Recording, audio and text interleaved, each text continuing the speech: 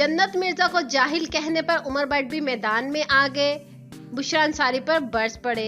जी हां नाजरीन, TikTok star जन्नत मिर्जा के मंगेतर उमर भट्ट ने भी सीनियर अदाकारा बुशरा अंसारी के बयान पर सख्त रद्द-ए-अमल का इजहार किया है। सोशल मीडिया पर उमर भट्ट का एक वीडियो पैगाम खासा वायरल हो रहा है, जिसमें इन्हें अदाकारा बुशरा अंसारी को जन्नत मिर्जा को जाहिल स्टार करार कहने पर बातें सुनाते देखा जा सकता है।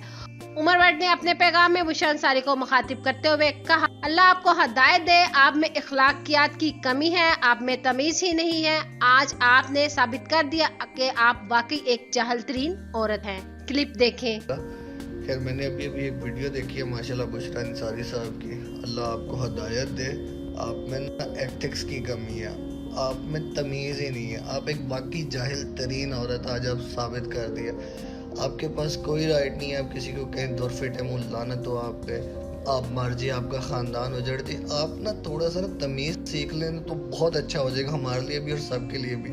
दूसरी बात ये है कि यार जहाँ इंसान से गलती होती है ना उसे वहाँ पे अपोलोजाइज़ कर लेना चाहिए।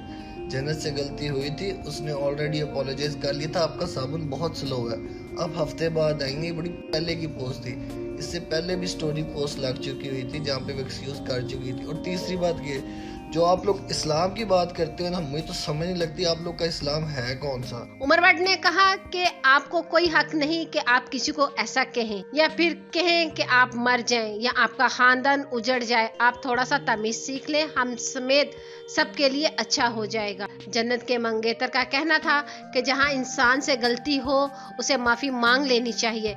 जन्नत से गलती हुई थी, उसने माफी मांग ली थी। और अगर आपको लगता है कि आप इतनी आसानी से निकल जाएंगी तो ऐसा नहीं है। जन्नत ने गलती की थी, इसने माफी मांगी, आपको भी माफी मांगनी पड़ेगी।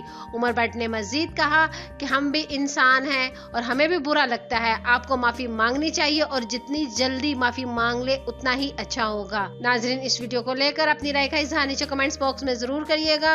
वीडियो को लाइक करने के साथ साथ हमारे चैनल को भी सब्सक्राइब कर दीजिएगा ताकि लेटेस्ट अपडेट्स मिलती रहे।